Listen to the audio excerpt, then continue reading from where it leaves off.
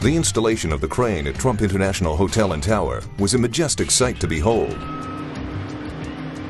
Standing tall at 170 feet, the metal structure's presence marks another construction milestone for the historic property. The end of the excavation process. With construction in full swing at Trump Toronto, Ivanka Trump and Talon International Development CEO Val Leviton toured the site at Bay and Adelaide Streets. Here's the site superintendent, Marco here. The daughter of real estate mogul Donald Trump is overseeing the Toronto project for the Trump Organization, who will manage the property when the building is completed in 2010.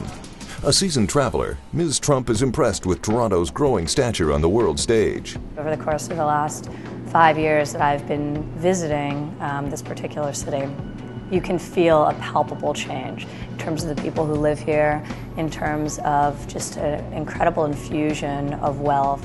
With the excavation process over, Mr. Leviton is looking forward to the next phase. For the Talon partner, building this luxurious tower is a labor of love that has him involved on every level.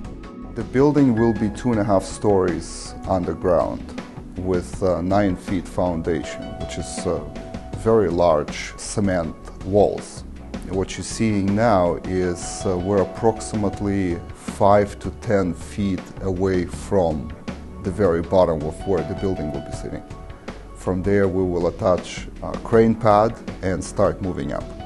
What you're seeing on site is the tie downs. The building has to be anchored. Effectively the building is floating on a foundation, but it needs to be tied down to bedrock. At first glance, constructing this statuesque tower appears effortless. Not so, says Trump Toronto Assistant Superintendent Chris Trentham. A construction site nestled in downtown Toronto's business district poses numerous challenges. The biggest obstacle, something that will that'll keep being a challenge for us, is site logistics. We're on the corner of Bay and Adelaide in downtown Toronto. There's hundreds, if not thousands, of pedestrians that pass by every day. And we have a very limited area where we can bring material in to service the job. With only one laneway available for deliveries, Mr. Trentham says it's integral to have an efficient system in place to prevent unnecessary delays. We're planning on having a second shift who will, their main goal is just to clean the job site, bring all the material down to the ground floor and get it out of here. So, and then also bring building materials back up, so the next day when the crew comes back to work, they've got a clean site and the material they need to keep moving. And all that labor will be accelerated now that this massive crane has been installed.